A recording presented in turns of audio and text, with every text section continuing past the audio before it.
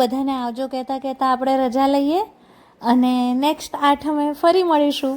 A few moments later. Hello friends, Durga સ્કૂલમાં ગરબાનો programme પતાવીને હવે અમે લોકો ફટાફટ નીકળી ગયા છીએ ભાવનગર જવા માટે. યસ, ભાવિક ગાડી ચલાવે છે. હાય ભાવિક. હાય. એ ગાડી ચલાવતા બીજે ધ્યાન નથી આપતો કારણ કે કદી રિસ્કી ડ્રાઈવ કરવા નથી માંગતો. પણ હું તમને લોકોને એટલું કહી દઉં કે હવે અમે લોકો જઈ રહ્યા છીએ અત્યારે રાતના ભાવનગર.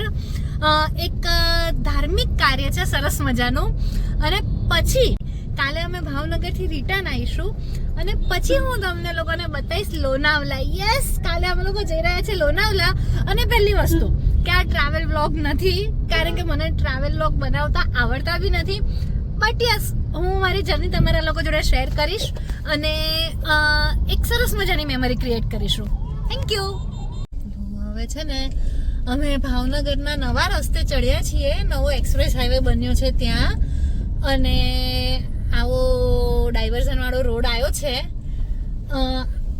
મોટા ભાગે આ રોડ ઉપર ખાસ કોઈ દેખાતું નથી, but let's see Bhavnagar road નીકળે છે કે પછી અમારે વચ્ચેથી પાછા આવવું પડે છે. જો અહીંયા છે ને જે બધું બને છે, અહીંયા ટોલ ટેક્સ બને છે એક્સપ્રેસ હાઈવે ઉપર.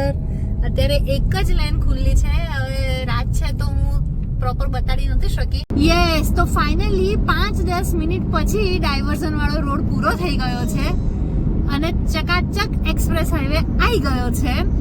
યસ, હજી આખો ચાલુ નથી થયો કારણ કે ક્યાંક ને ક્યાંક કામ ચાલે છે, ક્યાંક સિંગલ લેન ચાલે છે, ક્યાંક ડાયવર્ઝન છે, બટ રોડ છે.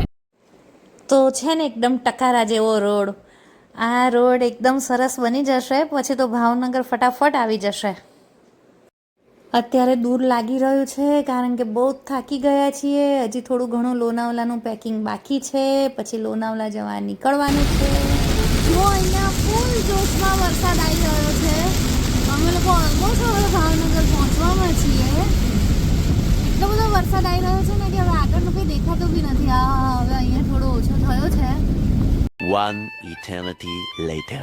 હેલો ફ્રેન્ડ્સ, તો હવે અમે લોકો ફાઇનલી ભાવનગરથી નીકળી ગયા છીએ અમદાવાદ જવા માટે. ગઈકાલે રાતના હું એટલી થાકી ગઈ હતી કે પછી ભાવનગર પહોંચીને હું વિડીયો ના બનાવી શકી. અત્યારે તમને લોકોને બહારનો વ્યૂ દેખાતો હશે, તો જે લોકો ભાવનગરના હોય એ લોકો જલ્દીથી કમેન્ટ કરી નાખો કે આ કઈ જગ્યા છે અને હું કયા એરિયામાં છું. હવે આપણે લોકો મળીએ અમદાવાદ જઈને. યસ, તો ફાઇનલી હવે અમે લોકો આટલા બધા સામાન સાથે રેલવે સ્ટેશન ઉપર પહોંચી ગયા છીએ. અમે લોકો લોનાવલા જઈ રહ્યા છીએ. અમે ઘણા બધા લોકો છીએ પણ એ બધા કાલુપુરથી ચડે છે. તો અમે 2 જણા જ, લાઈક હું, મારા હસબન્ડ ને મારી દીકરી, એટલે અમે 2.5 જણા જ અહીંયા મણિનગર રેલવે સ્ટેશનથી ચડીએ છીએ કારણ કે મણિનગર રેલવે સ્ટેશન પર થોડી શાંતિ હોય છે, બહુ ભીડભાડ નથી હોતી. તો અમે લોકોએ પ્રિફર કર્યું મણિનગરથી ચડવાનું. છે કોઈ બીજું વિડીયોમાં જે બધા લોકો મણિનગર રેલવે સ્ટેશનને વધારે પ્રિફર કરતા હોય ને મણિનગરના હોય તો એક સરસ મજાની કમેન્ટ થઈ જાય.